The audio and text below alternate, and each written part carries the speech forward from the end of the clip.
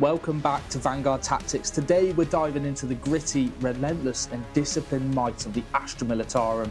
That's right, it's time to break down the brand new Codex Astra Militarum. Whether you're a veteran of the Imperial Guard or a new recruit looking to command the Emperor's finest, this review will cover everything you need to know, from powerful new detachments and stratagems to updated unit profiles and tactical combos to dominate the tabletop. So grab your data slates, rally your squads, and let's get into it. In this video, we're going to be taking a deep dive look into the Astra Militarum. We're going to be taking you through the army rules and everything that you need to know in order to play this faction. Now, one thing that we have for you over on our members content is we've got a competitive, fair and balanced list that you might want to consider playing for each of the detachments in this book. So if you want to become a member, there's loads of extra member content that you can get along with our Discord access. So if you want some extra content all about Astra Militarum, then check out becoming a member. Well, the first thing we've got to do is take a look at the army rule for the Astra Militarum. So we're going to take a look at what that is for this army. But to preface this review, we are not going to take a look at any changes from the index version. We'll be doing a separate video which will be dropping at the same time as this, and that is going to cover all changes from the index. So if you're already familiar with Guard and you want to know all the changes, then make sure you watch that video as well. But this video, we're just going to cover this codex and what is inside the codex. So, Michael, what is the army rule for Astra Militarum? The Astra Militarum get orders, Jordan. But before we get into those orders, we do have to say a massive thank you to Games Workshop for sending us this beautiful Krieg army box containing, of course, this beautiful Krieg art Astra Militarum Codex as well. Yep, all for the Kriegers. All for the Kriegers. Now, the Astra Militarum are obviously the main human faction in the Warhammer 40k universe, built up of all the men and women of the Imperium that perhaps could not reach the lofty ranks of a Space Marine. They didn't quite make it. Didn't quite make it, or maybe never had the chance to try. They never tried, or they would be dead. So these are your standard humans fighting to defend the Imperium from many different worlds. Millions of worlds. Millions of worlds, millions of soldiers, and all of them have this really important command structure, which is represented on the tabletop through orders. Now, naturally, orders are present in all of the military structures across 40k. Even orcs have orders now. They do. But represented on the tabletop, because it's such an important part of their faction lore, it does have rules on the tabletop as well. Okay, right, well, let's take a look at the rule itself. So what benefits do we get on the tabletop with this army rule? So voice of command means that your officer units can issue orders. So in your command phase, officers can issue orders to regiment and squadron units. Now, each officer can issue a different number of orders. So you can issue, some officers can issue 3, and you can only issue orders to specific things that are listed on your data sheet. Okay, so we'll find how many orders an officer can order to different units, and obviously what units they can order to on their data sheets. You've mentioned a few keywords here, so regiment and squadron, and I know there's also another keyword as well, isn't there? What are these keywords, and where will we find them? Okay, so officer, first of all, is going to be mostly your characters. Pretty much all of the characters in the book are officers. Your regiment units are generally your normal human units. This will exclude abhumans like ogrins and ratlings and so forth.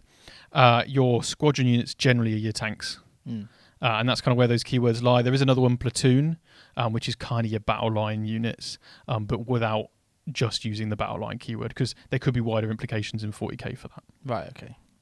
So that's your keywords. Now, these orders are issued in the command phase, or you can issue orders at the end of a phase in which an officer has disembarked from a transport or been set up on the battlefield.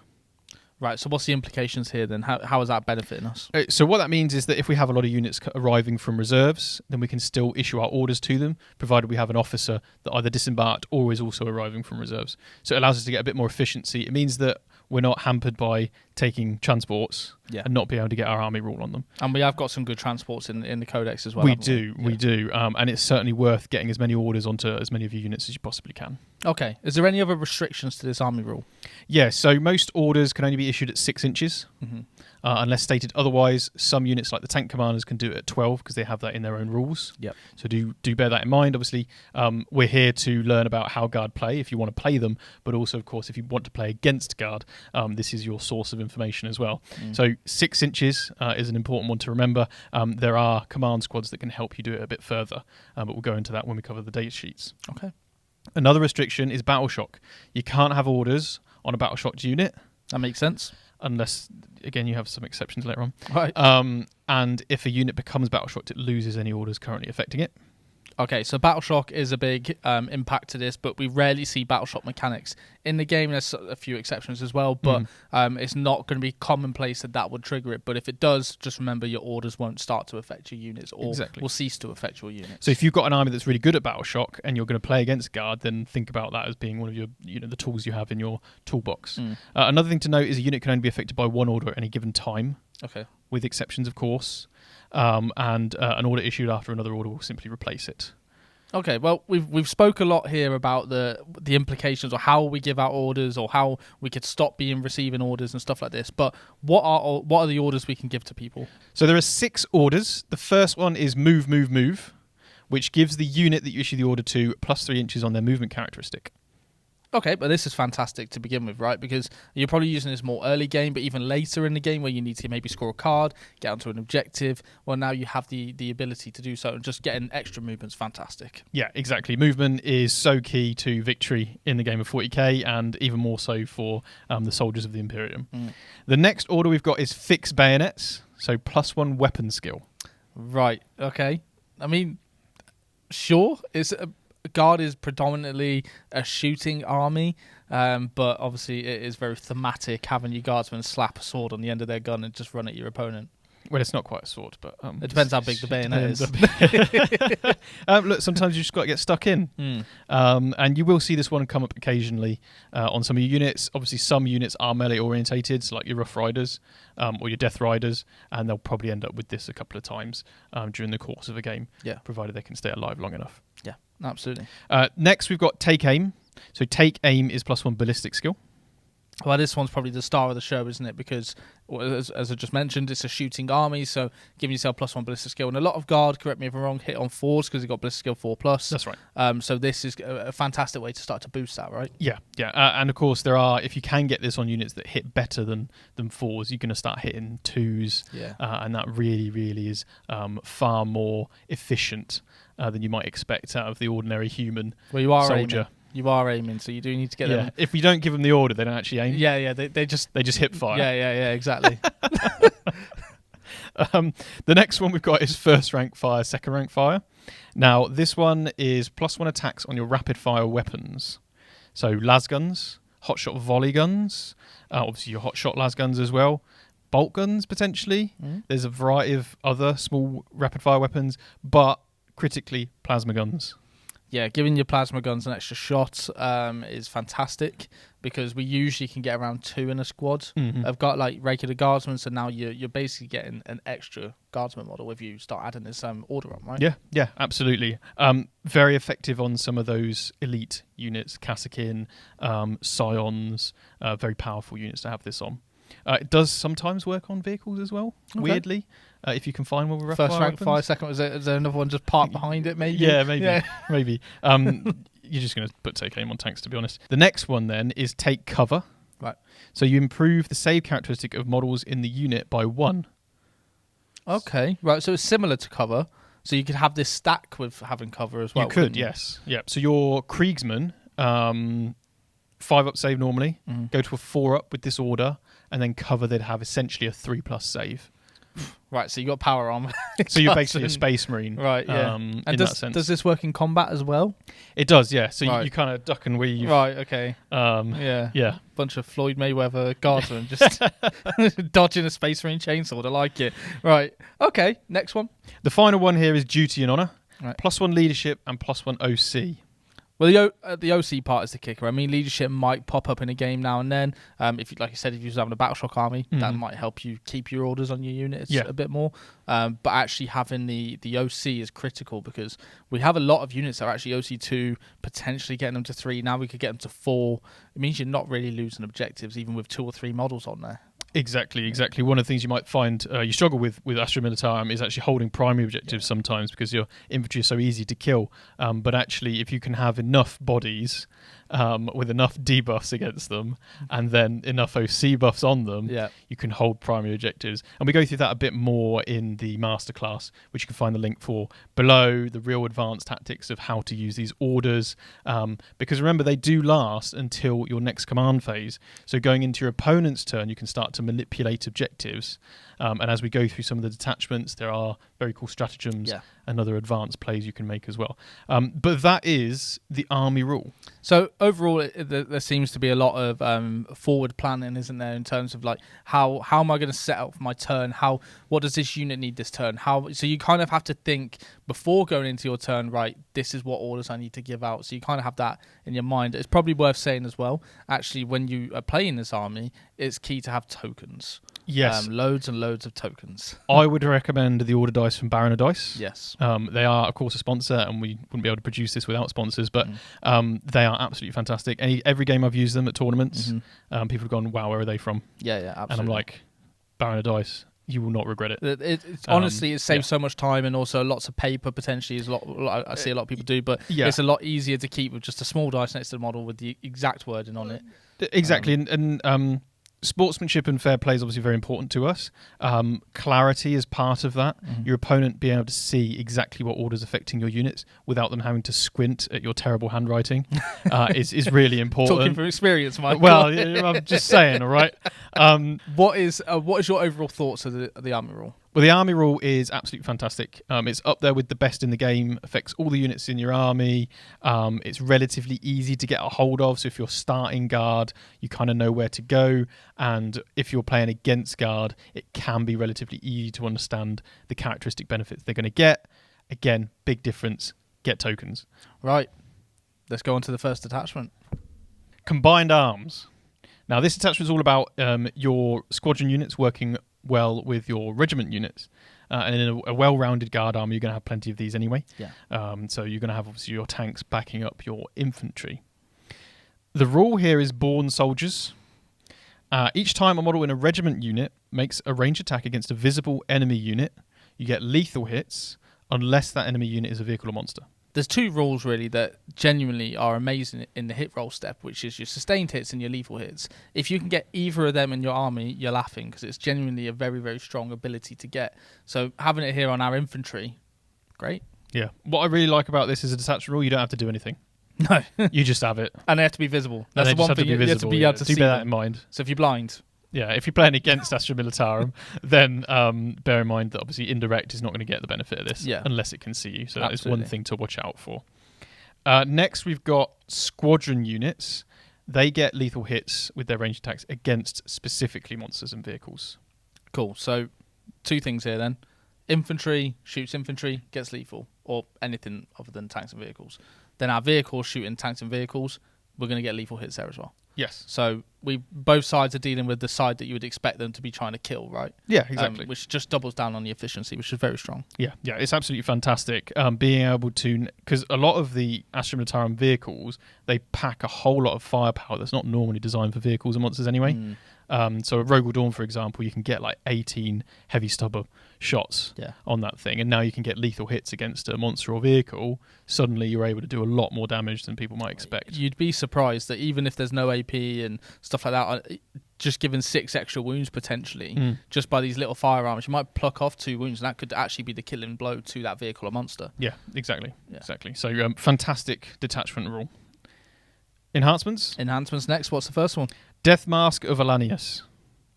Officer only. While the bearer's unit's battle shocked, you -1 to their OC instead of making it 0. Okay. I mean, so we have ways to increase the OC, don't we, in terms of our command squads, because they have the banners, which gives us plus OC. So normally the OC modifier comes after being reduced to 0. That's right, isn't it? That's right, yes. Yeah. So you'd be OC 1 if you were battle shocked, because you have a banner. If you were, let's say, Deathkorpsofkrieg or any of the battle line units, you'd have OC 2 because you'd be -1 instead of 1, and then +1 for the banner. Yeah, with this enhancement. With this enhancement. Yeah. Drill Commander is next. So this is an officer model only. While the bearer is leading a unit, if their unit remains stationary, you get critical hits of 5+. So normally, I think all of us would be like, oh my god, it's amazing. That's a really, really strong ability to have, because now all our lethals are going to be triggering on 5s. But there's ways to get sustained as well as sustained and lethal on 5s. But the big downside here is we have to stand still, right? Yes, and we have to lead a unit. And we have to lead a unit. Because there's actually quite a few, obviously the tanks aren't going to get this, and they definitely want to stay still. Like the Rogadorn tank commander or... Okay, I see what you're saying. But your potential options might be a Tempest Assign commands will give you sustained, so you could get sustained and lethal, but you'd have to stand still. So you could rapid ingress maybe into a spot, like deep strike them because they have the deep strike keyword, so you could rapid ingress into a spot and know you're going to stay there that turn and then shoot, but potentially you just line yourself up then to be shot yourself. Yeah, it's a tough one. It's a tough one to justify. Grand Strategist is the next one. So officer model only, you can issue an additional order in your command phase. Well, that's just going straight into every list, right? Every list, tank commander. Tank commander. Of some variety. Rogadorn or Lehman Russ tank commander. 3 orders coming out of that bad boy at 12 inches. Saucy. Excellent. Absolutely superb. So yeah, auto-include that one. The final one we have is reactive command, officer only, of course. If an enemy unit is set up within 9 inches of your unit, you can immediately issue an order to your unit, which doesn't count towards the maximum per battle round for that officer. So we're looking at defensive ones here then, aren't we? Mm-hmm. So mainly, obviously, take cover. Yep. But also the inspired leadership one, right? To give us OC, potentially steal an objective or hold an objective better. It's going to be a reactive piece. So that you might look at actually putting this in the list, right? Well, potentially. Your issues are how many times are people going to end, or rather be set up within 9 inches. Deep strikes naturally occur outside of 9 inches. Yeah. So it's never going to happen there. Transports, perhaps. But your opponent's getting out of a transport means that they're either going to move and charge you or they're going to shoot you. So you probably just take cover. So it's a nice one to just kind of get a take cover, I guess. But there's also 6-inch deep strikes, I suppose. Yeah, and I don't know how often we're going to see units that actually enable us to deep strike within 6 inches, because it's not really a strong ability in like the current meta, is it? So it's not something I think we'd be seeing too much. It's a tough one. What I will say before we move on to all the other detachments as well is Astra Militarum is a hard army to justify enhancements because the units can be quite cheap. So taking an enhancement cuts you out of just taking a slightly better unit than maybe one you already have. If you've got, let's say, a 50-point unit, well, actually upgrading it to now a 60-point unit might be more worthwhile than taking an enhancement. So just bear that in mind whenever you're playing as Astra Militarum and writing lists. But we've got 6 stratagems to go through. So what's the first one? Coordinated action is the first one. So 1 CP, start of any phase. You pick 1 regiment unit and then 1 squadron unit within 6 inches and visible to the regiment unit. Until the end of that phase, any orders affecting one of them also affects the other one. Okay, so could you give an example of this? Like, it does seem like okay, but what's an example of how this works? So you could have here a Lehman Russ within 6 inches and visible to a Cadian shock troop squad. And let's say the Cadians, you gave them move in your command phase, and they've done that now. The movement phase is over, but you gave take aim to the tank commander, and now that you're in position with the Cadians, you should play the strat, and now both units have take aim, so you get the benefit of the movement, but you still get the ability to shoot good. Yeah. Equally, you could do it in the opposite order. Maybe you needed the extra 3 inches to get the right line with the tank, but you want to have take aim when the time comes. Reinforcements is the next one. 2 CP. Any phase when a regiment infantry unit is being destroyed, and you can target them even though they're destroyed, you place a copy of the unit into reserves. You just add a whole new unit, exactly the same, in reserves, strategic reserves, and they can come on later. This is once per game as per the balanced data slate. You can't return characters to units, but you get a whole unit back. Well, I think this comes down to list building, right? You kind of know in your head, right, this is my 2,000 point list, and I've got this option that I know when it dies, I'm just going to bring it straight back. So you kind of got probably around 2,200 points of an army when you're playing with this detachment, right, in this respect. Yeah, generally you're probably going to spend this on the most expensive infantry unit you've got available. So this could be Kassakin, this could be Scions. You can't, though, bring back cavalry, sadly. Or Sentinels. You can't bring back Sentinels either. So depending on the matchup, maybe you bring back 20 battle line models, or you just bring back some Scions to deep strike and do tactical. So it's quite flexible, but you always want to have the CP right and have at least 2 units in the list that you've got an idea for using this on. Yeah, absolutely. Next one. Flexible command is the next one. 2 command points. So this is in your command phase, and you pick any number of officers. Okay. Until the end of the phase, those officers can issue orders to regiment and squadron units. Okay, I mean, that's pretty good. That's amazing. Oh, right, okay, it's amazing. Right. It is amazing. It's 2 CP, Right. but provided one of the officers is in a regiment unit, you could actually use Creed to make it reduced by CP, even if she does it on herself while she's in a regiment unit. You do have to be within range to do the orders. And the best way to get range, by the way, is a Master Vox in a command squad, because if you're in the command squad, or rather if you're in the unit, you get 24-inch range orders. So actually, you could have Creed in a command squad issuing 3 orders to tanks now. I see. At 24 inches. Because the only people that can issue orders to tanks in this book are your Lehman Russ tank commander and your Rogel Dawn tank commander, and Leontus. So he can do regiment or squadron. Right. Okay. But what it means is you don't have to rely on having Leontus in the list in order to be able to issue enough orders to your tanks. Fields of Fire is the next one. So 1 CP, your shooting phase, you pick a regiment unit and a squadron unit that haven't shot yet. You pick 1 enemy unit, and when both of those units make attacks against that enemy unit, you get an extra AP. Wow, that's really good. I mean, we have ways in this codex to get AP through the Lehman Russ Exterminator. That's the one. So we could maybe combo that with this, but I think the big thing with this one is with the balance data change with Armor Contempt or things of that equivalent that reduce AP by 1, it means that because we've got to target 2 units here to get this AP buff, it means they can target 1 unit and your opponent can only really stop one of those units dealing the full damage from this stratagem. Yeah. Very, very strong. Yeah, it's very good. The only limitation here is that both units probably don't have lethal hits. So I guess you're giving up the efficiency of the lethal hits because obviously they're not both going to be shooting something that is both infantry and a monster or vehicle. This is one of those weird leaders in an infantry unit or something. Yeah. But this is a very good stratagem. 1 CP, absolutely amazing. And because you target a regiment unit, you could do it for free with Creed. Creed's loving this detachment. So actually. Creed is loving this detachment. Yeah. And then obviously you can have a Rogel Dawn and a unit of Kassakin with Creed in it. And you're like... That's You're dead. Some firepower. Remove your models. Take them off. Yeah. Next one. Inspired Command. Okay. So 1 CP in your opponent's command phase, you can pick an officer from your army and they can issue an order as if it were your command phase. So you can issue an order in your opponent's command phase. That's right.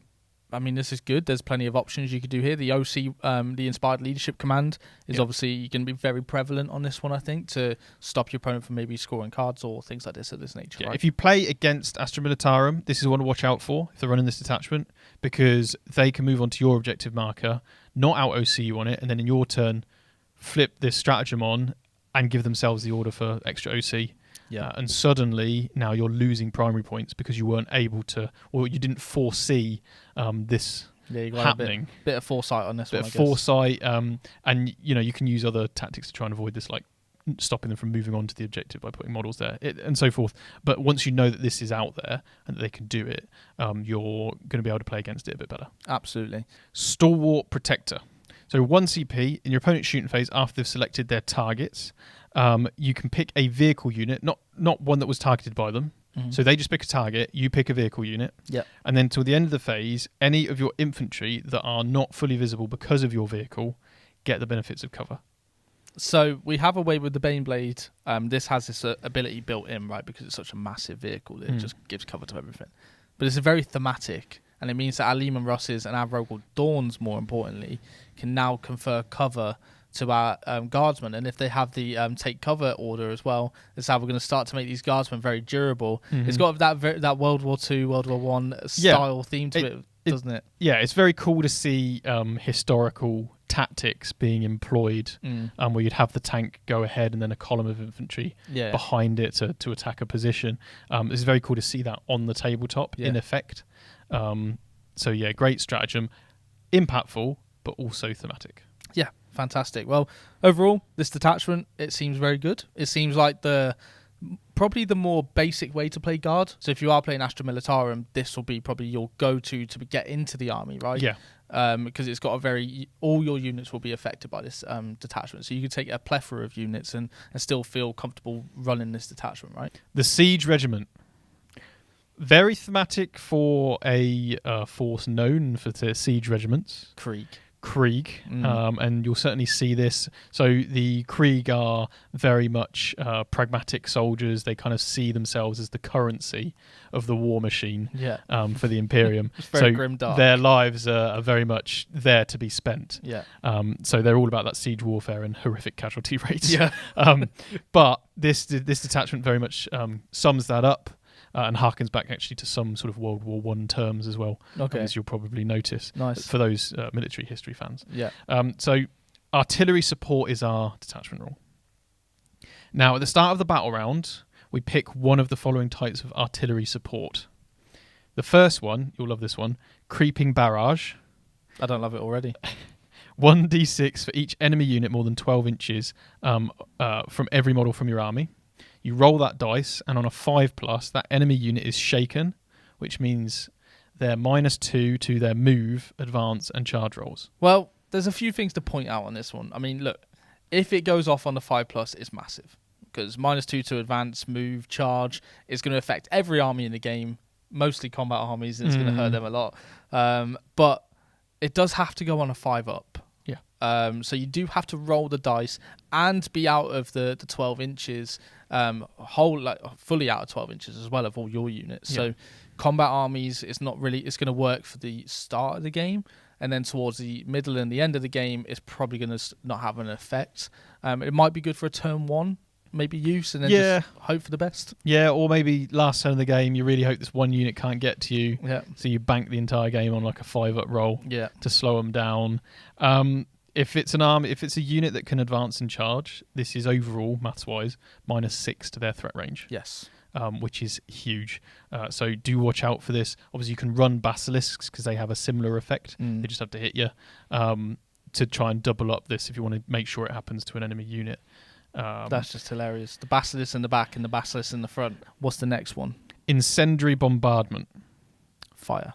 So you select a number of enemy units more than 12 inches away from every model from your army that's on the battlefield. That number of enemy units is equal to 3 in a strike force game. There's a little table with the detachment. So in effect, 3 units that you pick that are definitely outside of 12, like completely, they cannot get the benefits of cover until the start of the next battle round. We've got one that benefited against combat armies quite a lot. This one's going to help us against shooting matchups quite a bit as well, isn't it? Especially because like we've got quite a bit of AP1, I would say, and low AP in Astra Militarum. So when you're looking at shooting these armies, and if they are behind cover, you were kind of dependent on hellhounds before, right? Is that right? Yeah. So historically, Astra Militarum players have taken hellhounds in order to shoot things and take the cover away, so that things like their Lehman Russ battle tanks that are only AP1 can get that damage through, even though they're AP1. But now we can just pick 3 units and go, boom, no cover for you, which is very, very good. Finally, we've got smoke shells. So again, this is 3 in a strike force mission, but you're picking your own units this time, and what they're going to get is stealth until the start of the next battle round. That's good. Yeah, it's any of your units. Oh, okay. So you could give stealth to a Rogue Dawn. Yeah. Wow. That's or a Baneblade. Cool. Or a Baneblade. Okay, well, that's pretty good. Especially when you combo this with orders, we can give cover, and we can take cover as well. So we can give the order for take cover, we can get cover, we can then obviously stack stealth on. We can really start to multiply onto these defensive abilities. Yeah. How often it will come up having all 3 in one situation, I don't know, but it's definitely something to watch out for, isn't it? Yeah, 100%. A unit of 20 Deathkorpsofkrieg, or with their attached command squad, these guys could be -1 to hit, 5 up to a 4 up save with take cover, and then go to ground potentially, one of the core stratagems, or naturally having cover puts them on a 3 up save, and that is a lot of durability. You can get Feel No Pain by having the command squad in there as well, and return models to the unit. It's this is going to help your units survive when they otherwise wouldn't. But also, looking at the tanks means that you can put a tank in the open and go, cool, I've got cover and I've got stealth. I'm a stealthy tank. And you know what? The next tank next to me, I've got a CP to give them pop smoke. So both of us have stealth and cover. But let's look at the enhancements. What's the first one? Eager advance. Infantry officer. While the bear is leading a regiment unit, that unit has the Scout's 6 ability. Okay, I mean that's a good enhancement already. It means that this could go with a transport, right? I mean, allow a dedicated transport to be able to scout 6. Yeah, absolutely. So that works quite well. I like this on a 20 brick, just scouting them, getting them into the right position. But it could allow you to put a leader with something like Kasrkin that already have scout, and just be able to scout with them. In their transport, like we said. For me, it's probably an auto take. I'd try and squeeze this in if I can, because being able to get that pre-game move can really help you with positioning on the tabletop. Yeah, absolutely. What's the next one? Flash grenades is next. So infantry officer again. Enemy units cannot use fire overwatch against your unit. Okay, I like this one. This one's a really good one because considering guard are quite squishy bodies as well, like they're very easy to get through, like T3 models and stuff. It's nice, especially for disembarking from transports. So there is that option as well. But where can you see this working best? So the people that your opponent's more likely to overwatch are the ones that are going to do damage. So Kasrkin is a great one because every model you lose hurts. Yeah. And Scions is another great one because every model you lose hurts. And this is just infantry officer, so you could put this on a Tempestus Scion command, Cadian Castellan. You've got options here. I mean, for me, probably an auto include. And obviously we're going to look at lists later in the members section, so you can join us for that. But you'll see, obviously, I'll be picking some of these enhancements for sure. Yeah, absolutely. Legacy Sidearm is next. Infantry officer, add 2 to the attack's characteristic of its pistols. Great. Excellent. 3-shot plasma pistol. Let's go. Yeah. Woo. Hell yeah. Very cool. If you've got points, just give yourself a 3-shot plasma pistol. Overcharge it. You're still only taking one hazardous test, but it's still pretty cool. It's kind of cool. I mean, you could have 3 plasma pistol shots from the officer, and then however many plasma pistols you have plasma guns you have from the squad, they can have 3 each for first rank, second rank. That's power of the sun. 9 plasma from one. 10 plasma from one Kasrkin squad with a commander. I like it. Interesting. Yeah. More interesting, the next one. Stalwarts Honours. So this is officer model only. While the bearer is leading a unit, if that unit has an order issued to it, it also is affected by the take cover order. Do you think it's an auto-include? For me, yes. Yeah. Take cover is so useful to have on a unit all the time. Because what I would often do is use move and move to get to an objective marker, and then in future turns issue take cover. Now I can have take cover all the time, issue move, and while they're on that objective marker, I'll just issue them an extra OC in leadership with duty and honour, and now they also have take cover inbuilt, so they're just much better at holding a primary objective marker. And that's where I would look at using this. That's all the enhancements. We've also got stratagems, so what's the first one? Trench fighters. 1 command point. Fight phase, just after an enemy unit has selected its targets, you can give an Astra Militarum infantry fight on death on a 4-up. If their regiment, it's on a 2-up. Why? Just why? Why? Okay, it's very thematic. I get it, but fight on death on 2-up with regular guardsmen. I mean, okay, right. Let me be a bit more reasonable on this. If we're fighting something with T3, so we're fighting sisters, or we're fighting like Eldari or something like that. Fight on death with 20 Kriegsmen. That's a lot of like hard hitting shovels coming at you. It is actually, because with how fight on death works. You get like the below starting, below half, and Kriegsmen get +1 to hit below starting and +1 to wound as well below half. So if you wipe the squad with your Eldar unit, then these guys are hitting you on 3s, wounding you on 3s as well. So they'll probably trade for a CP and kill you when you take them with you, which is probably worth it. It is worth it in that matchup. But if you go into Custodes or Space Marines, maybe it'll work well on Ogryn. Maybe, or yes. Bullgrin or something of but that it would only nature. be on a 4-up because they're not regiment. Exactly. Next, we've got Over the Top. 2 CP, start your command phase, 1 infantry officer model.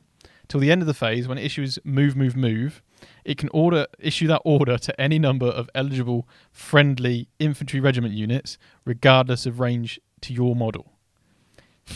It blows the whistle. So it blows the whistle and they're all over the top. Yep. Okay, I like it. Yeah, it's very thematic. 2 CP. I mean, it's definitely worth it for 2 CP. I think. Yeah, to give every infantry unit in your army move. That is worth it. Yeah, because you could give other units with other officers as well the move as well in different auras, right? So it's just you affect the units that aren't in any officer auras. It allows you to be a bit more flexible. Yes, absolutely. What's the next one? Flare burst. So 1 CP, shooting phase, 1 character Astra Militarum unit. You get reroll hits against an enemy unit that's within 12 inches and visible to you. That's good. Really good. Yeah. Really good. Scions. Scions are loving this. So Scions reroll 1s to wound. They reroll they reroll all wounds against people on objective markers, land them within 12 inches and obviously visible to an enemy target, reroll hits, reroll wounds. Yeah. Very, very good. Sustained hits built in. Amazing. It's pretty good. Next one, possibly my favourite. Callous Sacrifice. All right. 1 CP. Your shooting phase. 1 platoon unit from your army that is within engagement range of 1 or more enemy units. Till the end of the phase, enemy units are not considered to be within engagement range of your unit for the purposes of ranged attacks. So you can shoot into combat with friendly models in combat. Mm. You would kill them, right? On a 4+. You see here, so on a 4+, if an enemy model loses a wound, 1 model in your unit is destroyed.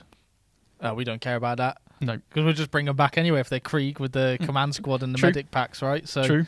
So you could literally bog down your opponent and still not be impeded by that, and your opponent is going to be impeded by that because they don't have this stratagem, and you're just going to, unless you play the mirror match, it's just going to shoot into the combat, kill your own guys, but you still get the effectiveness of your Rogal Dawns and your big tanks and stuff that want to be shooting into the combats, right? Yeah, exactly. And this is where your big bricks of Krieg are going to be most useful, just to get them in there, tie things up, and look. It's very grimdark, and I love it. Absolutely worth love it. the sacrifice. Yeah. Furious Fusillade is the next one. So 1 CP, your shooting phase, 1 platoon unit from your army. You get +1 attacks until the end of the phase for your ranged weapons against an enemy unit within half range. This is fantastic, right? I mean, when maybe you could double down on first rank fire, second rank fire, potentially then get an extra attack as well. But the main thing this is going to affect is things like the melter guns, the plasma guns, the big heavy hitting weapons that we can start to attach to these units, right? Yes, even the sniper rifle. No, Even don't take the the sniper. sniper rifle. Anyway, the final stratagem is minefield. It's a mine. It's a minefield. 1 CP, start your opponent's charge phase, 1 platoon unit from your army. If your opponent ends, or each time rather, your opponent ends a charge move within engagement range of this platoon unit, you roll a dice per model in their unit. A 5+ is a mortal wound to a cap of 6. We have grenades, which we do in our terms rather than our opponent charging us. So I guess any ways of dealing mortal wounds outside of it just stops maybe something on 1 wound charging you. Maybe. Yeah. Good against, I guess, orcs. But even then, you'd probably rather spend the CP on something else. Fight on death. All right. Well, look. Overall, the detachment is good. It has got legs competitively. There are some really nice stratagems to have as well. It's very thematic. I think this is going to be funny if you do run a whole Krieg army in this. 120. You're going to love it so much. I think it will feel like a Krieg army. Next, we've got Mechanized Assault. The detachment rule here is Armoured Fist. So each time an Astra Militarum model makes a range attack in a turn which it disembarked from a transport, it gets +1 to the wound roll. Okay. I mean, that's okay. I mean, we have got some good transports here. So we have got Chimeras. We've got our Taurox Prime. There is even the versions of the Baneblade that can transport as well. I can't remember the names of them. I think it's the one with the loads of gunshots. Loads of gunshots, yeah. We've got the Valkyrie as well. So we do have options here and some good units that can go in them. So it's an okay rule to begin with. Yeah, it's not too bad. But obviously the issue with having a rule based on this is that if you don't have the transports or the units within transports, you don't have a detachment rule.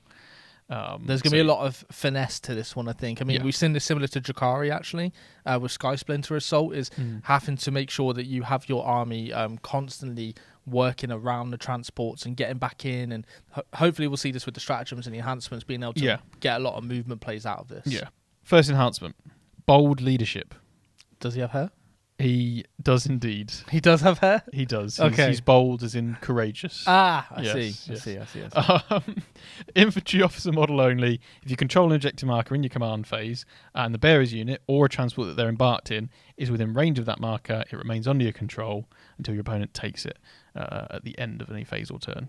No, I think it's a nice to have in certain situations. We have Cadian infantry squads that can provide sticky objectives, or what we would refer to as sticky objectives, and being able to get that whilst you're still in a transport as well It's just nice to have. Doesn't mean you're tied to one objective. You can keep moving forward, which is the playstyle of this detachment. But what's the next one?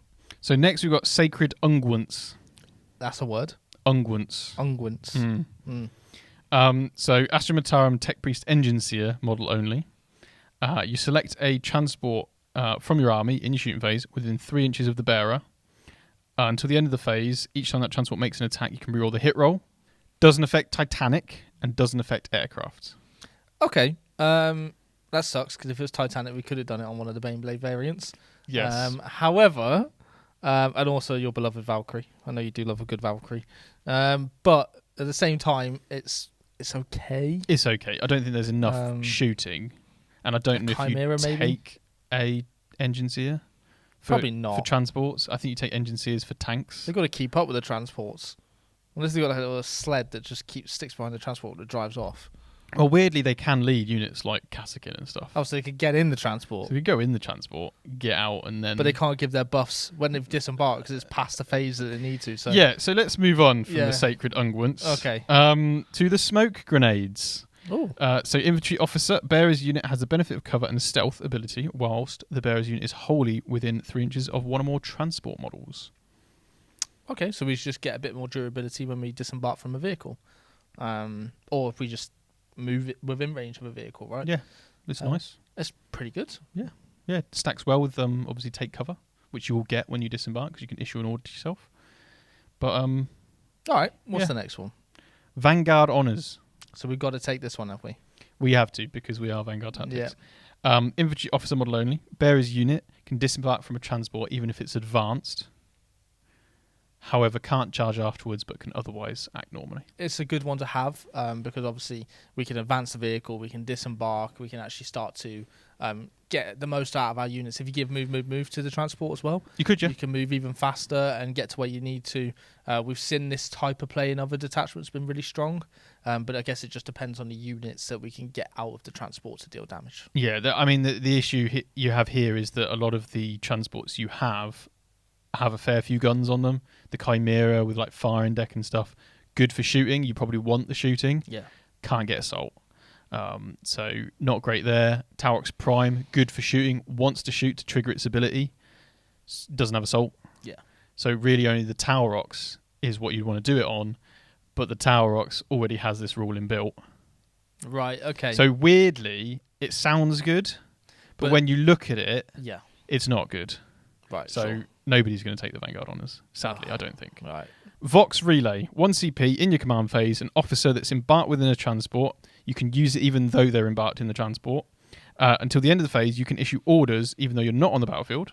And you can issue orders to Astra Militarum transport units from your army, excluding Titanic, regardless of the distance to and from your unit's transport. Okay. That's good. I think you want to be using this most turns, because you're going to have a lot of transports. Mm-hmm. So being able to just give move to another transport across the board, or maybe a Taurox Prime with the +1 ballistic skill take aim. Yep. It's going to be handy. Yeah. Especially on Taurox Primes. What I like is Creed sitting in a vehicle, issuing 3 orders to 3 other vehicles. That's the ideal situation for me. Because your transports normally have squadron, so you'd require tank commanders to order them. Now you don't. You can still get efficiency out of them. Yeah, nice. Next one. Rapid Dispersal. So 1 CP, your movement phase. 1 Astra Militarum infantry unit from your army that is disembarked from a transport this phase. Your infantry unit can make a normal move of up to D6. I mean, this is good. I do really like this stratagem because it enables us to, even though it's a D6, you could just roll a 1. There's no way of re-rolling it, obviously. But it does enable us just to get that extra pip of movement. We can disembark 3 inches, move our normal 6, and then potentially move another 6 if you needed to advance as well. If you needed to move. Yeah. There's a lot of movement stacks we can do here to really get to places we need to. But I guess if you do all those things, you've legged it from the transport, so you're not really getting the most out of it. But it's a weird one. I kind of wish it wasn't just movement phase. It would have been great to be able to get back in a transport after you've shot, that kind of thing. That would have been spicy. But as it stands, as you say, infantry unit moving potentially 1 inch for 1 CP. Not a fan. Yeah. Not a fan. Okay. Next one. Clear and secure. Big fan. 1 CP, your shooting phase, 1 Astra Militarum unit that's disembarked for a transport this turn. Till the end of the phase, you can reroll all your hits and wounds against an enemy unit that's on an objective marker. Whoa. Big fan. Kassakin. Kassakin go... Brr. Brr. Out of a Valkyrie, I like this. I think it's really cool. Out of a Valkyrie, drop zone clear. Your Scions will probably be in primes, so they don't need this because they'll get it basically anyway. And your other units like Cadians and stuff probably don't need it. So it's really just Kassakin. Get a lot out of this one. Swift Interception is the next one. So 1 CP, opponent's movement phase just after an enemy unit ends a normal, advance, or fallback move within 9 inches of a transport, excluding Titanic. I don't know why they've got against these Titanic transports. Listen, Baneblades are not allowed on these battlefields, okay? You can make a normal move of 6 with that transport. You've got a reactive move 6 inches with a transport. This is fantastic to have in the pocket, I think. If you play into a melee faction, you make your vehicles that much harder to get, especially if they're quite far away. They move just within like 6 or 7 inches. Now you just made it an almost impossible charge, or impossible charge. It's very good to have in a pocket. Yeah, agreed. Great for like stepping out of melter range and stuff. Yeah. Or a grenade or something like that. Really handy. Hasty Extraction is next. It's 1 CP. Your opponent's charge phase. You target an infantry unit that was declared as a charge target, provided your infantry unit is not in engagement range and is within 3 inches of a transport. You can embark within that transport. Your opponent can then redeclare their target as per the core rules. No, but this is a very strong stratagem to have, especially if you're playing against, again, a melee faction, because it means that you can step out, you can shoot, and you're almost untargetable, right? Because you then just jump straight back in. It means that the target priority for your opponent has to be the transports rather than the units inside, which doubles down on the durability of a unit wanting to hide in a transport, I guess. Finally, we've got Move Out. 1 CP. At the end of your opponent's turn, you can pick an Astra Militarum unit from your army that's not in engagement range and is within 3 inches of a transport, and you can embark. Okay, that's pretty good. Yeah. So we've got a couple of different abilities here that are going to allow you to keep using your detachment rule, which is really nice. Yeah, I think this detachment is very well thought out, I think, in terms of its way it's working, like you just said, works in tandem with how it wants you to play with transports heavy and just getting in and out and doing all the things you need to. It's going to require a lot of finesse and a lot of reps to really understand how to get the most out of your units, but it's going to be very rewarding for playing this detachment, I think. Next, we've got the detachment everybody's waiting for, the Hammer of the Emperor. No one's waiting for this one, Michael. You're going to see this on tables. This is a good one to know what it does if you're going to play against Guard, because you'll definitely see it. This is all about the tanks. Yes. Hammer the Emperor. Hammer of the Emperor, actually. Oh, right, okay. Right. Easy. So Iron Tread is the detachment rule. Yeah. Each time a squadron unit from your army advances, you don't make an advance roll. You just add 6 to its move. Okay.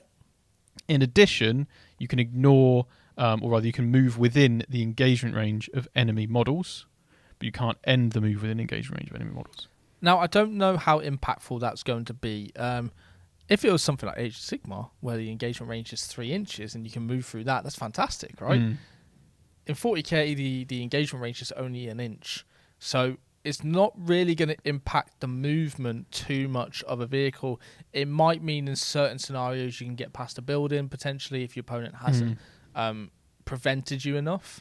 But it's not really going to stop plays like move blocks or any form of that style of defense against vehicles and monsters, right? It doesn't do enough really to stop that. No, it's important to note it doesn't say you can move through enemy models at all. Yeah. So it's literally just the engagement range. So, unless we've missed something, if we have, or if you've got an idea how this might work better, then obviously put that in the comments below. Yeah. We'll have a read.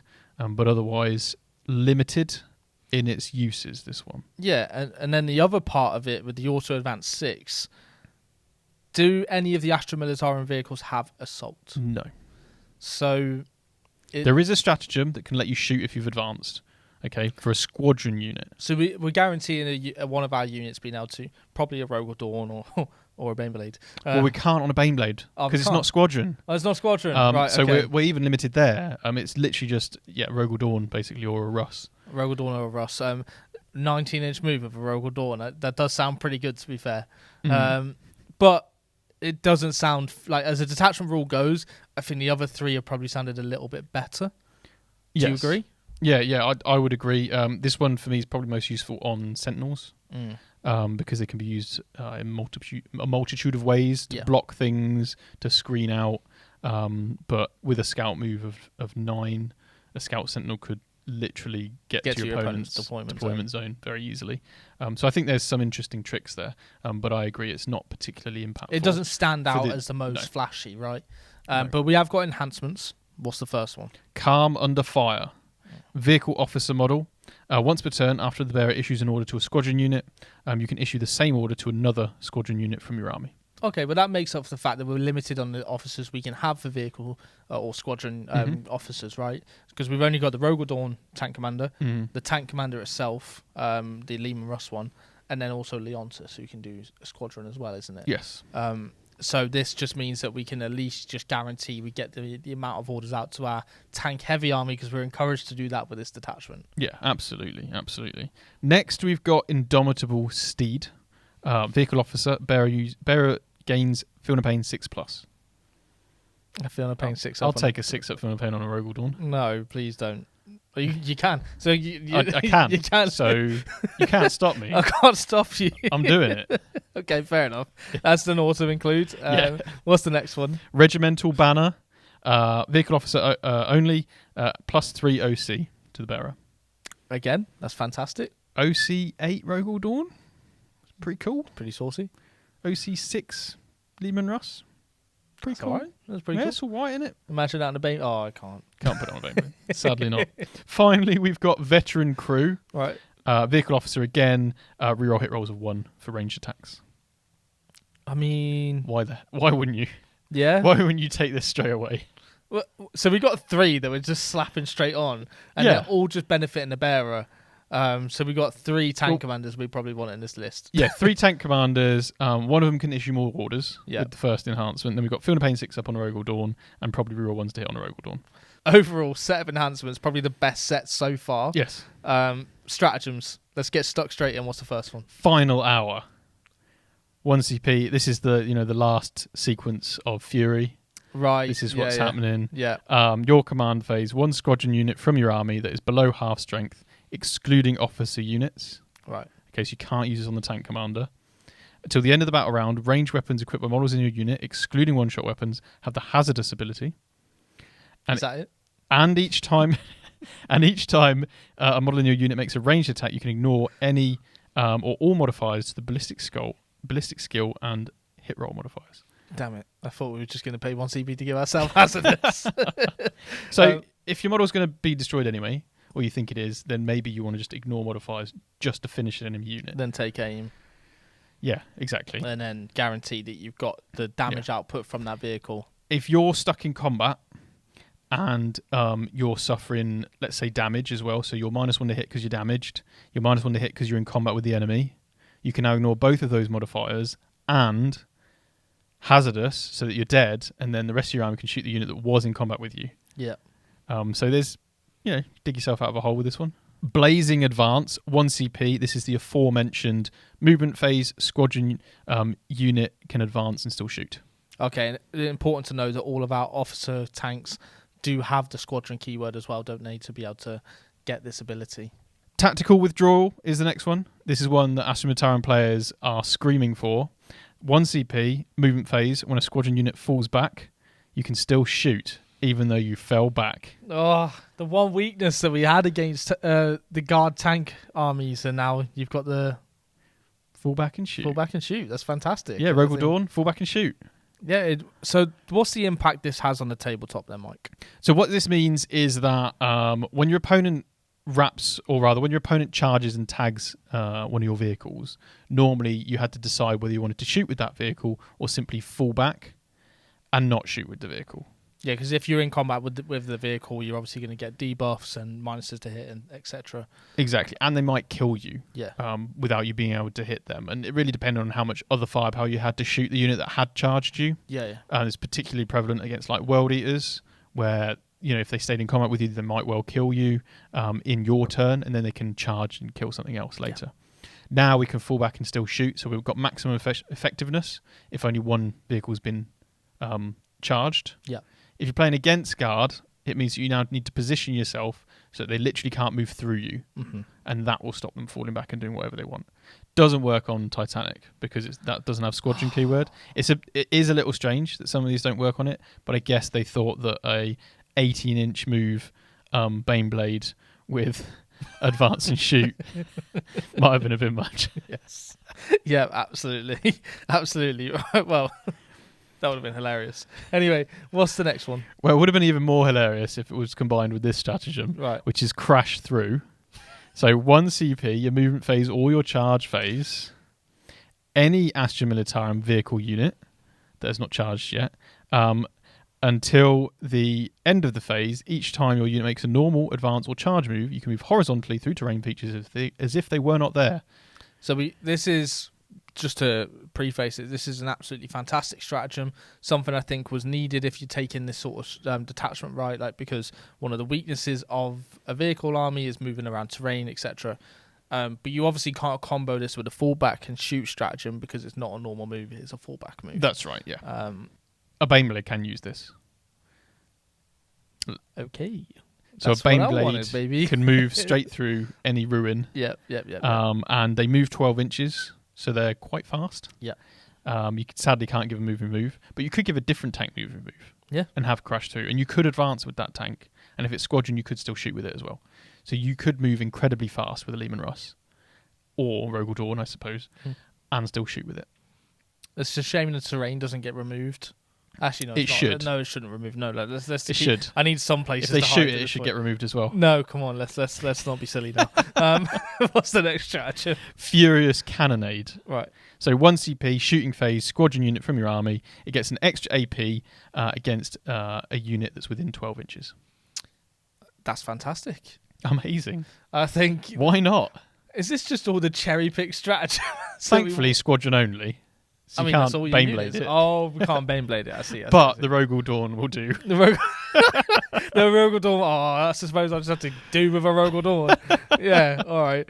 Finally, we have ablative plating. This is a defensive stratagem. It's 2 CP, and you choose a vehicle in your opponent's shooting phase that they have targeted. You're going to -1 to the damage characteristic of incoming attacks till the end of the phase. So -1 damage to shooting attacks. That's right.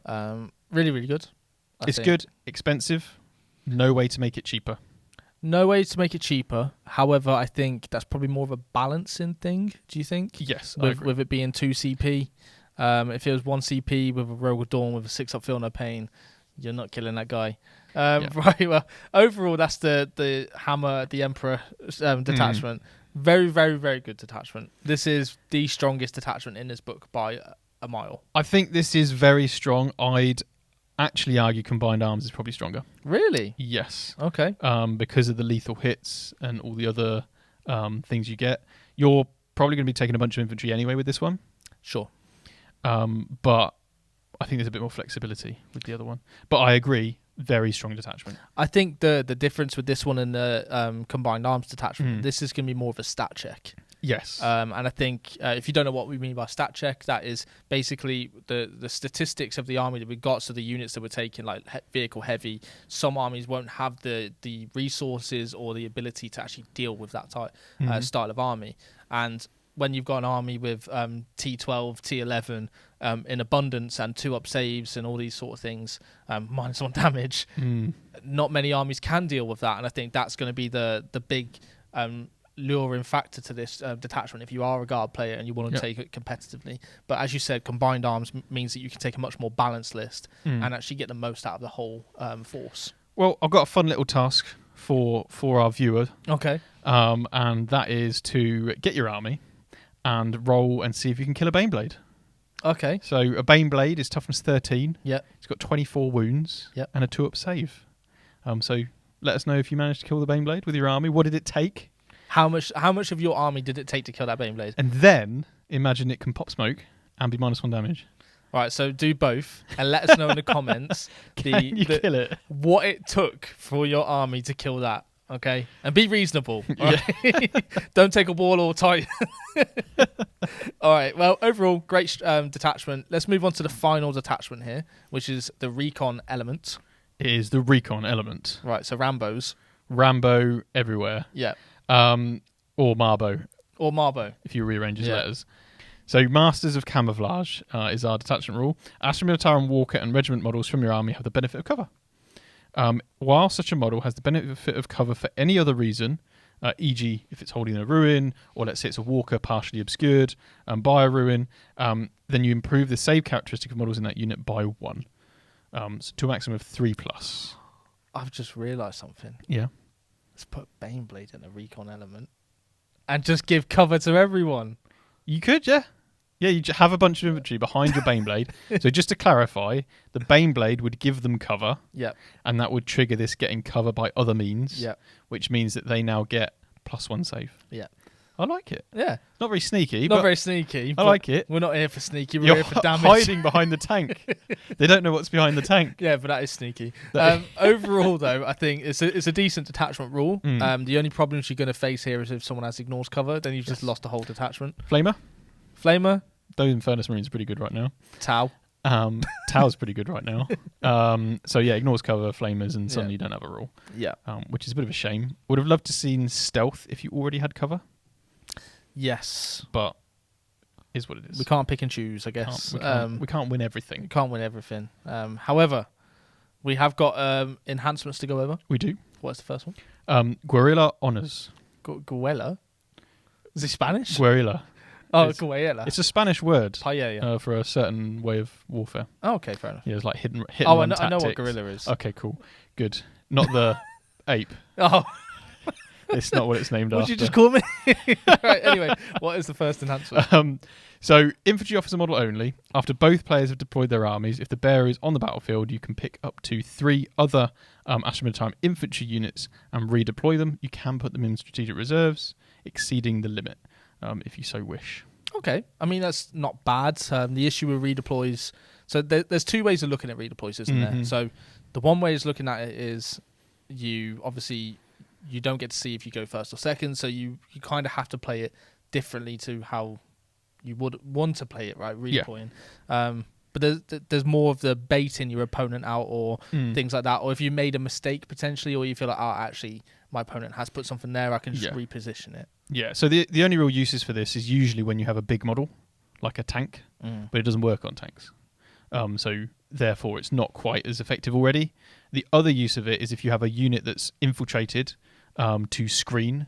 We talk about that, all sorts of stuff like that in the masterclass in a bit more depth, with an on-tabletop example as well, actually, when we do the deployment videos. But if you had like Ratlings, you could redeploy them after using them aggressively to screen your opponent out.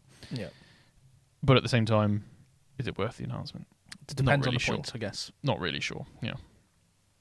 The next one, though, the best enhancement in the book, scare gas grenades. Scarecrows here. Filled with powerful hallucinogens, these grenades overwhelm the senses of those who breathe their fumes, causing them to panic and flee their positions.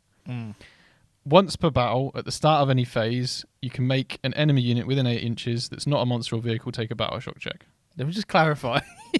Once per game, I can force my opponent to take a battle shock test. Within 8 inches. No minuses? No. I'll just take a battle shock test. Yeah. Well, that's... It doesn't work on monsters or vehicles, though. So we're limited as well on the unit, so we can throw this grenade. Why? This is like the worst enhancement in 40k. Here's another piece of homework for you. Let us know a worse enhancement than this one. Yeah, that's a good one. I like that. Comment below. Is there a worse enhancement than this? Would you pay 5 points for this? Would you take it for free? Would you pay points for this? Would you take it for free? Probably not, actually. You probably would. Because you'd want to take the others, probably. But also, you probably forget that you could just give you...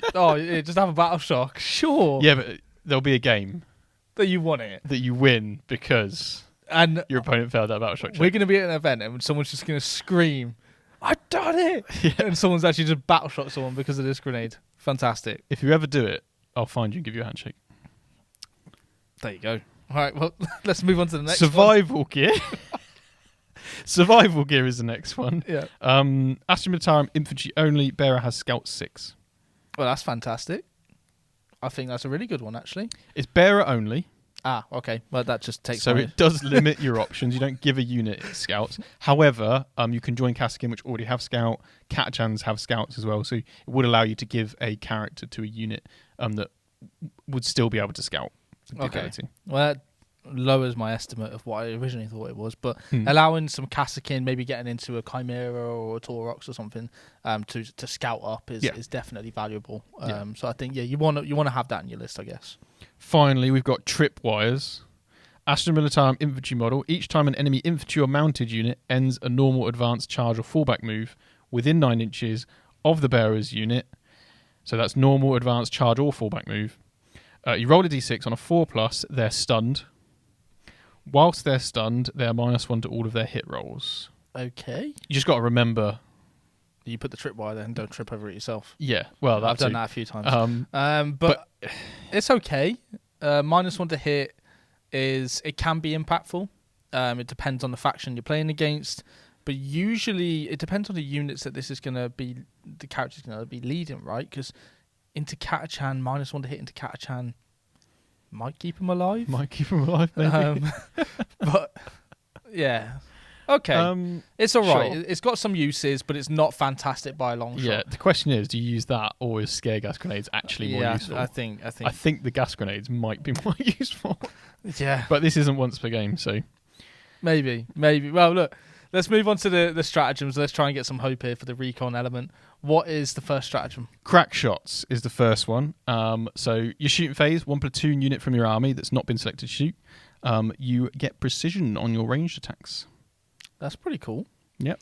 So the difference here, because I think something to say, if you have watched videos, we've reviewed detachments before, whenever we've seen like precision given to units by stratagem means, normally we've said it's not very useful, but for the most part it's always been combat. Yes. Well, it's always been combat ones that gain precision in combat when you have a stratagem already to deal with that, so it kind of felt like a bit of a wasted effort. Whereas on this one, getting precision on your shooting attacks, being able to do that for Kasrkin potentially as well. Well, it's platoon only. Platoon only. So your Cadian shock troops, your Katachans, or your deathkorpsofkrieg. So you could get precision on a melter gun, precision on some plasma guns. So there are better weapons here that will benefit a lot from that. Deathcore, definitely where you put this, because Yeah. you've got 6 heavy weapons in a Deathcore squad. Right, in a 20. Man. In the 20, yeah. So, which is absolutely nuts. Yeah. So yeah, definitely a place to look at this. Next is draw them out. 1 CP. Your opponent's movement phase, just after an enemy unit ends a normal advance or fallback move within 9 inches of a platoon unit, you can make a 6-inch normal move with that platoon unit. Okay, that's pretty good. Yeah, reactive move with one of your battle line choices is good. Prevent a charge, that kind of thing. Very handy. Yeah, absolutely. 20 Kriegsmen in a line, move block someone. In a line. Pretty good. Yeah, absolutely. Next, we've got Scramble Field. 1 CP, start your opponent's reinforcement step. You can pick an Astra Militarum infantry unit. Till the end of the phase, your opponent cannot set up their reinforcements within 12 inches of your chosen unit. So you could do the line of the Krieg. Line of Krieg. 12-inch deep strike denial from 20 models. 26, if you've got the command squad in there. You're not deep striking anywhere, buddy. Absolutely not. Get out of here. Yeah. Again, faction dependent. But Yeah. it's a nice to have in the pocket. It fits well with the detachment as well. It's the only access of deep strike denial you have. Yeah. So being able to just switch it on is good. Next, we've got Courageous Diversion. Very courageous. 1 CP, start your opponent's shoot phase. 1 Astra Militarum infantry or mounted unit from your army. Till the end of the phase, you get Feeling Pain 6 up on your unit. And if your opponent makes an attack, any of your opponent's models make an attack. If your unit is closer, then it's -1 to the hit roll. Right, so if you're the closest eligible target to them, they're -1 to hit, and you've also got 6 at Feeling Pain. So, 26 Kriegsmen in a line. Yeah. Your opponent's entire army is -1 to hit, so long as the Kriegsmen are the closest target. Well, they're fulfilling their duty, I guess. It's just run out. -1 to hit. Yeah, I mean, it's good. It's a really good stratagem to have. I like it. I think it's hilarious. Yeah, when you put it that way, yeah, absolutely. Because, yeah, Is there any other enhancements or stratagem? Sorry. Yeah, there's 2 more. 2 more. What's the next one? Tank or foot grenades. Right. So 1 CP, start your opponent's charge phase. 1 Astra Militarum grenades unit from your army. Till the end of the phase, it's -2 to charge that unit, but it's not cumulative with other negative modifiers to the charge roll. So the basilisk wouldn't be able to stop me further. So 20 Krieg. It's just moved up in a line. It's just been -1 to hit for shooting. You can't land near them. You can't charge You them. can't shoot them. You can't charge them. You can't charge them. Okay. And their reactive move. And the reactive move closer to you. Look, it's a fantastic stratagem to have. It's definitely going to help against a combat matchup. -2 to charge is horrendous, and I think if you combine this as well, if you did have a basilisk in your list as well, that is a fantastic way of debilitating opponents' units. Yes. And then you combine this on top. Obviously, you can't stack it But on the same 2 one, units, on right? 2 different units. It really does make your opponent go, well, I've really got to get close enough to do these charges. And if you've got the reactive move as well, you're not charging. You're So like, there's 20 Krieg right in front of me. Oh, they stepped away. They stepped away. They went, whoa, whoa, whoa, buddy.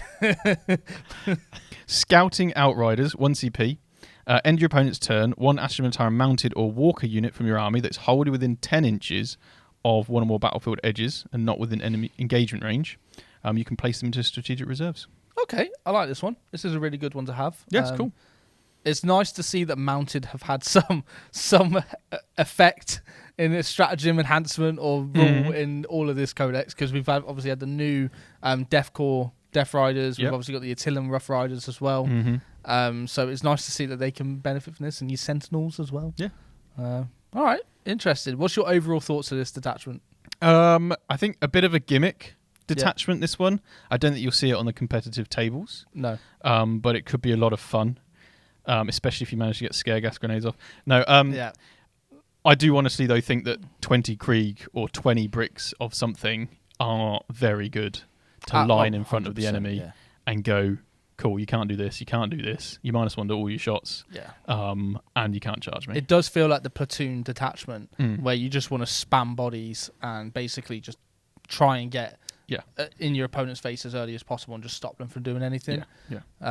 It does Potentially feel, another team's style list this with a is lot the of thing. bodies. Yeah, absolutely. I mean, it does feel like the weakest of the 5. Yeah. 6 if you include the Grotmus Calendar detachment. Bridgehead strike. The Bridgehead Strike. So it definitely it doesn't mean it's terrible. It definitely has play, but yeah, overall probably not the best one. Okay, well, we've got 5 detachments that we've gone through here. We've gone through everything with them, and as we have mentioned, if you want to obviously look at our competitive list takes or even look at our masterclasses, all the links will be in the description below for you.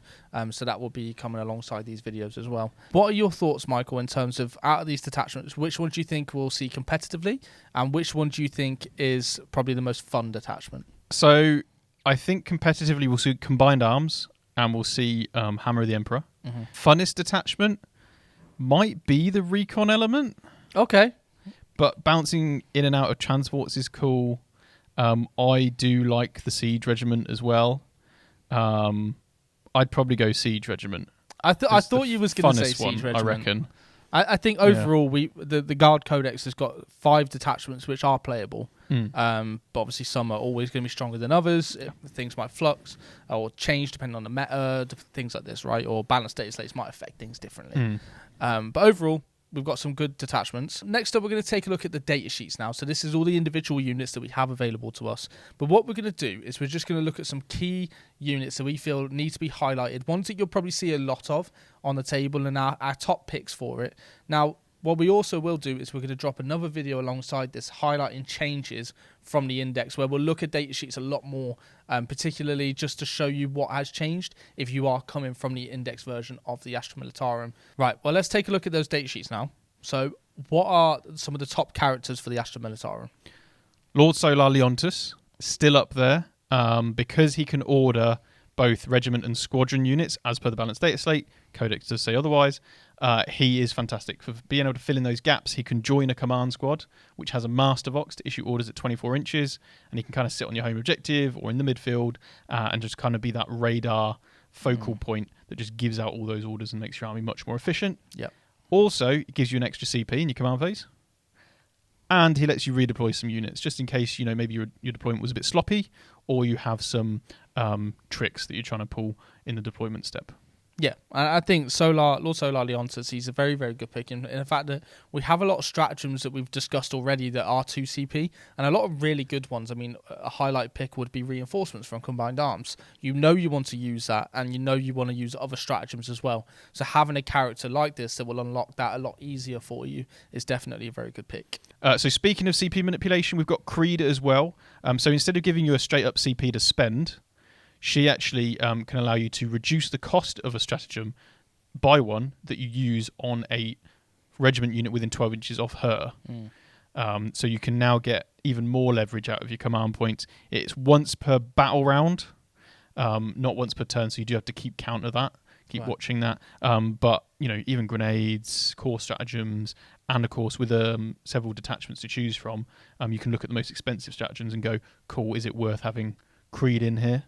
Also, she does 3 orders, which is more than any of the other infantry officers. Yeah, absolutely. I mean, her and Leontus can both do 3 orders, which is amazing. We want to be able to give as many orders out as possible because it's the core function to the army, isn't it? Yeah. Okay, well, 2 really good picks there. Is there any more?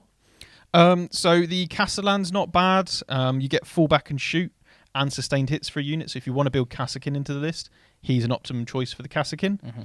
We've also got Cadian Command, which get inbuilt cover if you're holding objective markers, and you've of course got sticky on Cadians, so you kind of get a bit of a combo with that. So that might work really well with the recon element, actually, because if we're looking for cover and we're going to get the extra benefits, we could take 20 Cadians, put the Cadian command in, sit on an objective, and now we've got +2 to our save effectively, right? Mm-hmm. Woo! Pretty saucy. Very spicy. The Krieg Command Squad, so important to note, we've essentially got 3 regiments here that the book is split into, and in the lore, yes, they do fight alongside each other, so don't worry about lore breaking. Mm-hmm. You've got Krieg units, you've got Katchan units, and you've got Cadian units. And no, I've no idea how Katchan units have survived this long.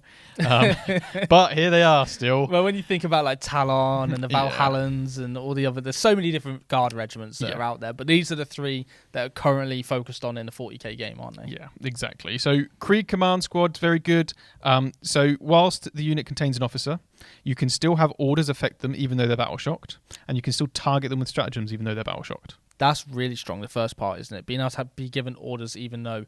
We did mention at the start that battle shock it's not very commonplace. There's certain factions that utilise it a lot more.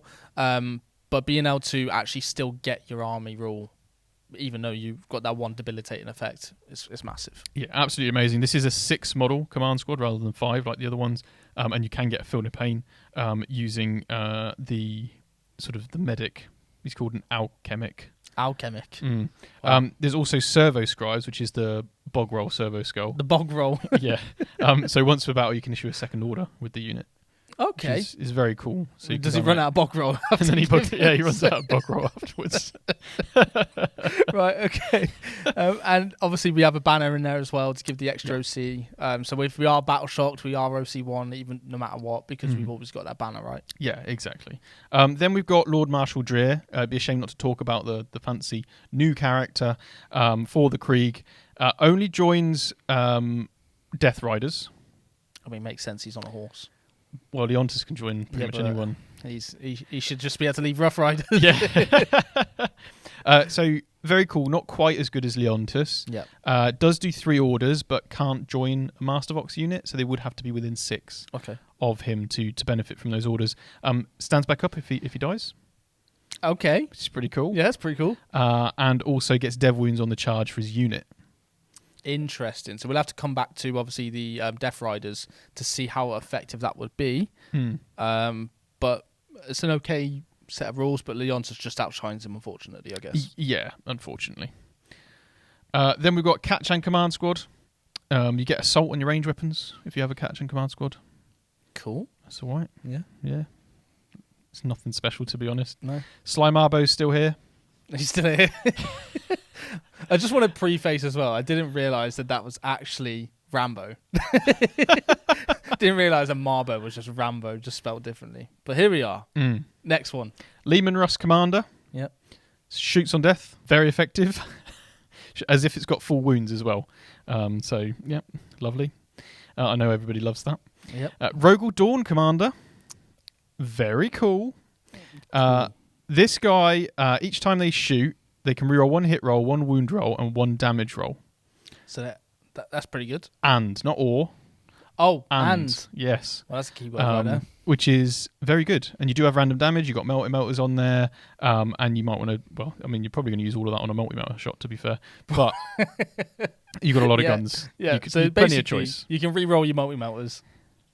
Yeah. Yeah, cool. Yeah, basically. Nice. But very good. Both of these tank commanders do issue 2 orders to squadron at 12 inches, which is the 12 inches is the kicker, isn't it? Because that's really, really good. If it was within 6, your vehicles, it allows your vehicles to spread out a bit more, which is nice. Yeah. We do have, of course, an accompanying array of other command units, Psychers, Ogrim Bodyguards, Gaunt's Ghost is still here. Yes, they do innately get cover, so again, that recon element, they trigger it as well for themselves. Tempestus Command is still here. One thing to note, all of the command squads that have medipacks bring back models in the command phase. Right. Rather than giving you a Feel No Pain, which Okay. could be an easy mistake to make, because obviously the Death Corps one gives you the Feel No Pain, Right. but the Katachan, the Cadian, and the Tempestus Command give you models back. Right. So the command squads do slightly different stuff, so just don't get caught out by that. We've got the Priest still, Engine Seer still here, Commissars, of course, still here. Do we have Death Corps Commissar? No Death Corps Aw. Commissar. They're leading the Commissar command squad, to be fair. Ah, right. Sorry, okay. the Krieg Sure, command the squad. Krieg. Because the casualty rate, this is lore accurate, the casualty rate of Krieg officers is so high that they have to put commissars in to take the leadership of these units. Oh, right, okay. Because Krieg officers are also just as willing to sacrifice themselves. Right, okay. Yeah. Interesting. Anything else? Death Corps obviously really shine for me. +1 to hit and wound. I wouldn't have been able to tell from this review that yeah. you love Death Corps, to be honest. Mate. But losing 1 model and being basically ballistic skill 2+ with an order is amazing for the squad, because +1 to hit will stack with +1 ballistic skill. And of course, you've got 6 heavy weapons in there. You can bring back models with the medipack. Yeah, absolutely fantastic unit. Yeah, absolutely. Kassakin, again, another great unit. You can, in any phase, at the start of the phase, just give them an order in addition to their which is one. big, isn't it? Because it allows you just to get the efficiency out of that, and that is your top unit. That's your special forces, the ones that is going to deal with your damage infantry wise. Yeah, which is very, very good to have. And then we have Krieg Combat Engineers. These are quite spicy. Yeah, because they're like an elite infantry unit, but minimum 5 models.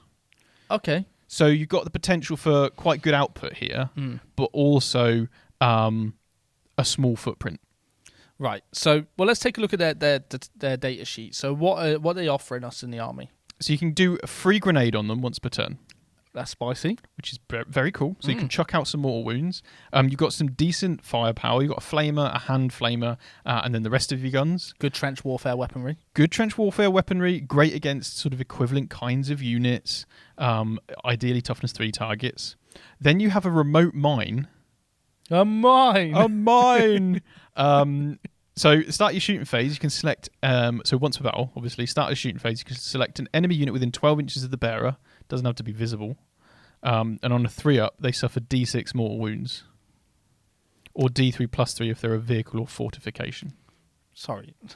This is just rewind to the D6 mortal wounds. Yeah, on a 3-up, you just do D6 mortal wounds. So if I took 3 squads of these and I just go, right, guys, let's just send the RC-30s or whatever they are. And just send. Well, you got that kill streak. The kill streak. You're getting out. If you played Call of Duty, you know what we're on about. And you just send that straight to it. And you just, wow, D6 mortal wounds and a free grenade. Savage. Which means you potentially could. I know it's a big potential, but you could do 12 mortal wounds with 1 squad. Yeah. With grenade and a mine. Yeah, and then 2d6 more from 2 other squads. Yeah, exactly. Yeah.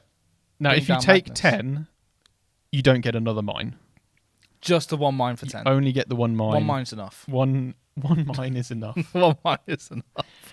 Scions we've mentioned. Aquilons can deep strike. They can actually deep strike 6 inches away. Book says 3. Balance data slate says 6. Yeah. Which is not bad if you need a deep strike asset in the army. Yeah. To score you cards. And they get a little turret as well, don't they? When they deep strike, the turret do. comes down, does a bit of shooting for them. But if they move, then the turret disappears. Oh, right. So we get a turn of shooting out of it. Yeah, you kind of and get then it goes. a turn out of it, yeah. Well, 2, I guess, because you shoot immediately when you set up, and then you can shoot again straight after. Yeah. Which is quite nice. Bodyguard, all the Oghren are still there. Bullgrin, not bad, quite durable. Bullgrin, as ever. Yeah. The Stalwarts, 3-up save, -1 damage. Just handy to have. All depends on their points. Important to note that all of the Oghren don't have regiment. So you can't issue orders to them, and they don't benefit from a huge number of the stratagems. Yeah, I mean, they are kind of like I would say the auxiliary to a guardsman army. Not to be rude, they're too dumb to be affected by orders or stratagems. I just didn't want to call them dumb. If you played Darktide, the video game, you'll know. If anyone in like VT represented an Oghren, it'd probably be me. Okay, well, you said it. I did say it. You'd be the Primaris Psyker. Thanks. That's all right. Anyway, what's next? I've got 3 different heavy weapon teams here. Oh, right. So we've got Cadians, which Overwatch better. We've got Catachans, which are better against monsters and vehicles. And we've got the Krieg team, which has different weaponry. But, Spotlight, Krieg Heavy Flamer, 18-inch range, D6 shots, Torrent, ignores cover, of course. Strength 5, AP 1, 2 damage. Why? That's so good. Regiment, so in combined arms, you can get this to AP 2. Okay. More importantly, whilst this unit contains a fire coordinator, each time a heavy weapons gunner model is destroyed, roll 1d6. On a 3+, they shoot on death. What? This is so good. Yeah, I think that's one of the spotlight units for me from the Codex. That you definitely want a unit of these. What's the maximum you can take in a unit? It's just the 3 and it's the just fire 3. So you couldn't coordinator. take a 6-man unit of these. No. Okay. No. Important thing to note if you're playing against it though, for the purposes of firing deck, each one of these weapons counts as 2 models for firing deck. So if we're in a Chimera, only one of them shooting out the top. Yes. But to be fair, that does boost the Chimera significantly, actually, just having one of those shooting out the top. I don't know how it does it. Do they just park it on the top or something and someone shoots? We've got artillery team, and we've got field ordnance. So you've got your Krieg artillery. You've got your field ordnance artillery. Bit of indirect, but they've got some other profiles as well for more direct shots. Which one's better? For me, I quite like the Krieg artillery team. If they shoot against someone, then they force a battle shock check.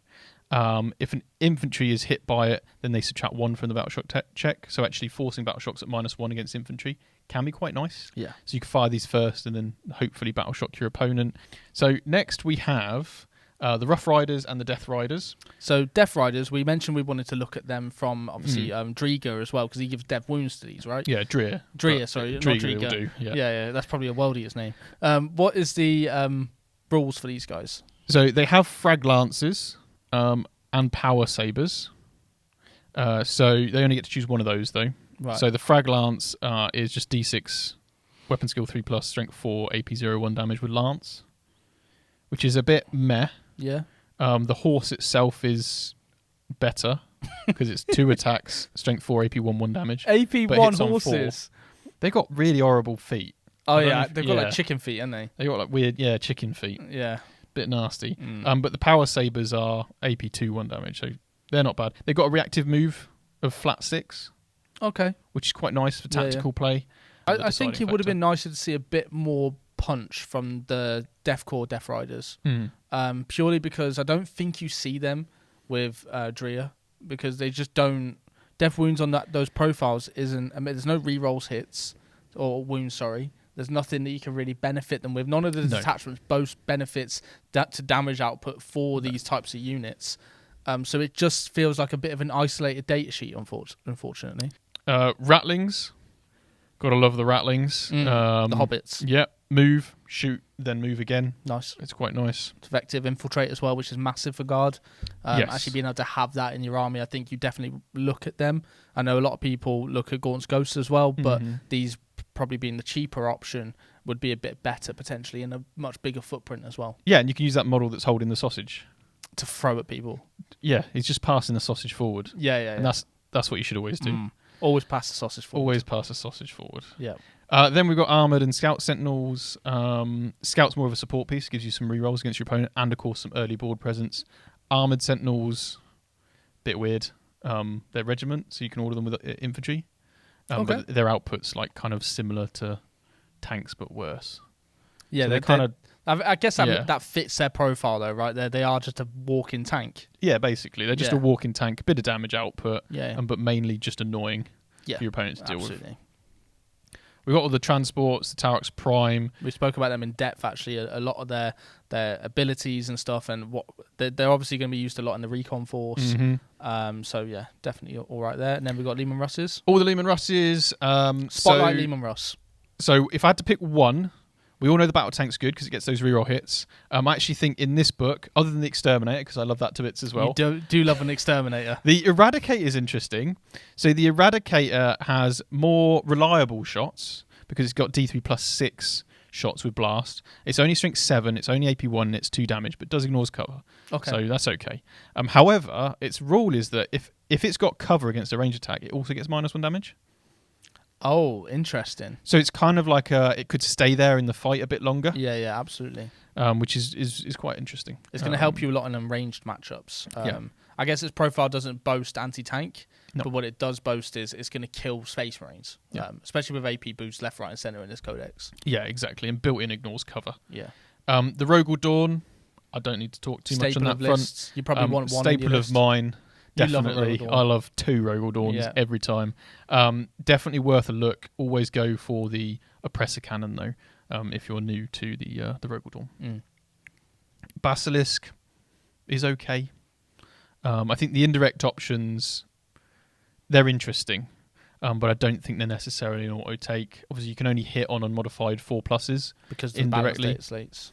There are a lot of ways to ignore cover now in certain lists, so actually you're getting rid of that part of the detriment, which is nice, but it's difficult to justify them over just shooting directly. Yeah. If you had to take an indirect weapon, it'd probably still be the Basilisk. Because of the debilitating effect that it provides your army, right? And I think it's so important if you're looking at that, what role is it playing in your list? Yeah. Finally, we've got the Hellhound, strips that cover, but also weirdly has a 2-up save. Yeah, this is something that is very bizarre. However, a lot of guard tanks do have a 2-up save. And I think it's surprising to remember if you're playing against guard that this thing is a lot more durable than a Chimera. It does look like a Chimera, but it's not. Looks exactly like a Chimera. But it's not. It's pretty much the same kit, but it's not a Chimera. But it's not. Speaking of something that is the exact same kit, we've got 8 Baneblade variants here. I'm not going to go through all of them. No. Obviously. Some of them are better than others. Let me know what your favourite Baneblade variant is. Yeah. What's its role on the tabletop? I actually think the transport one's very interesting in the transport detachment. Yes. Not because it benefits from much, but because units benefit from it. 40 models could be in there. Yeah.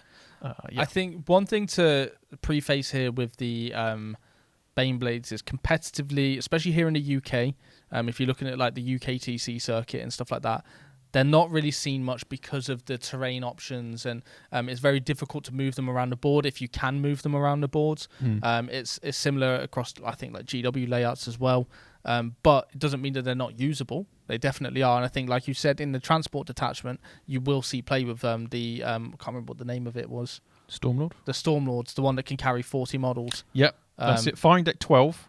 Yeah. So you get 12, 6 heavy weapon teams shooting out of it. Yep. It's pretty cool. With +1 to wound if they disembark. So you could put 3 of your flamers from your Krieg, so that's 9. Right. Another challenge for you watching. Best combo, 40 Astra Militarum infantry. Remember that heavy weapons counts as 2 for firing deck, and it's firing deck 12. Let me know what you're going to come up with. I'm curious to see. All right. Nice. But yeah, that's all the Baneblades. Valkyrie, of course. Yeah, Valkyries. The Valkyrie lets you get out at the end of your opponent's movement phase, which is interesting. Okay, it's interesting. Doesn't work with the detachment, though, because you won't get the +1 to wound, because you got out in your opponent's turn. Yeah, true. Anyway. And then an Aegis defense line, which gives you a 4-up even if you get cover from it. Well, we're definitely doing that in the siege detachment. 100%. Because we're blowing the whistles and we're running to the trenches. Absolutely. And then we'll blow the whistles and we'll get out the trenches. All right, well, is that all the data sheets? That's it. That's everything. Okay, well, we've gone through that entire Astra Militarum Guard Codex. It's a hefty book. It's a very nice book, especially the Krieg book that you can get with the Deathkorpsofkrieg box. What are your overall thoughts of this codex, Michael? It's fantastic, I think, for the guard player. You want to have a variety of ways to represent the regiments of the Emperor's finest infantry, barring the Space Marines. And this is going to give you the tools to do that. Custodies. All of the... Don't worry about them. We don't know they exist. And you've got 5 different ways, well, 6 with the Bridgehead Strike, different ways of actually representing your forces on the table, different play styles to use, and they are very different play styles. And they're all viable. And they're viable as well, you know, and I think the thing is that Guard have a lot of good data sheets that mean no matter what detachment you take, you can probably do quite well with enough experience. But yeah, there's a lot of depth to this book. A lot of different units as well, so lots of avenues you can go and build your collection. So I think Games Workshop have done a good job. Yeah. In terms of changes, there are some massive ones, but of course we'll be looking at those in a separate video. Yeah, absolutely. Games Workshop have really done a really good job here of actually being able to give a full, comprehensive way of playing Astra Militarum.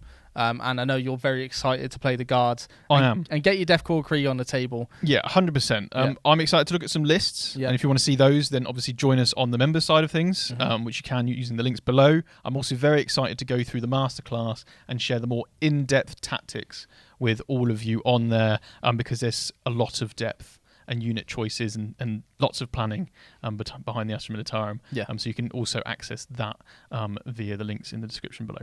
Yeah, absolutely. And obviously, as you mentioned, we have got another video dropping alongside this, which will be us looking at the changes from the index. So if you have played the index and you want to know what changes there are in this book, then don't worry, we have got that comment alongside this one, and that'll be dropping alongside this one. So Michael, thank you for running through this with me, and we'll see you in the next video very soon.